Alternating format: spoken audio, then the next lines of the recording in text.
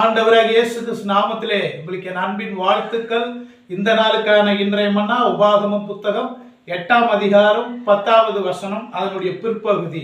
கர்த்தர் உனக்கு கொடுத்த அந்த நல்ல தேசத்துக்காக அவரை ஸ்தோத்தரிக்க கடவாய். பாருங்க அன்பான கர்த்தருடைய பிள்ளைகளே, இந்த நாளிலும் நமக்கு குடியரசு தினம். கர்த்தர் நம்மை வைத்திருக்கிற நம் இந்திய தேசத்திற்காக, தமிழ்நாட்டிற்காக, திருவள்ளூர் மாவட்டத்திற்காக, நாம் வசிக்கும் நம் பகுதிக்காக கர்த்தரை ஸ்தோத்தரிக்க வேண்டும், கர்த்தரை துதிக்க வேண்டும், அவருக்கு நன்றி சொல்ல வேண்டும். அப்பொழுது தேசத்தை ஆசீர்வதிப்பார். ஆமென். தேசத்தை ஆசீர்வதிப்பதன் மூலம் கர்த்தர் நாமும் ஆசீர்வாதமா இருப்போம். அல்லேலூயா. காலா காலம் நம்மை காத்த பிதா உன்னை காத்து நடத்துவர் கடைசி வரை.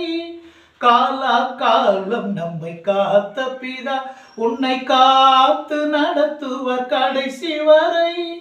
அநாதி சிநேகத்தால் இழுத்து கொண்டார் அன்பு காருண்யம் உடையவரே. காலா காலம் நம்மை காத்த பிதா இன்னும் காத்து நடத்துவார் கடைசி வரை. ஆண்டவரே, எங்கள் தேசத்தை ஆசீர்வதிங்கப்பா. எங்கள் தமிழ்நாட்டை, நாங்கள் இருக்கிற மாவட்டத்தை, ஆண்டவரே எங்கள் பகுதியை ஆசீர்வதிங்கப்பா. உம்முடைய பாதுகாப்பு, உம்முடைய சமாதானம் உண்டாகட்டும். இயற்கை வளங்களை ஆசீர்வதிங்க, ஆட்சியாளர்களை ஆசீர்வதிங்க, பயன்படுத்துங்க, நல்ல திட்டங்களை செயல்படுத்தட்டும். எங்கள் தேசத்திற்காக ஸ்தோத்திரம்பா, ஸ்தோத்திரம்பா.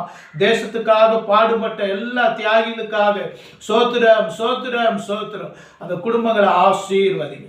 தேசத்துல சமாதானம் உண்டாகட்டும், உம்முடைய ஆளுகை உண்டாகட்டும். இயேசு கிறிஸ்து மூலம் பிதாவே, ஆமென்.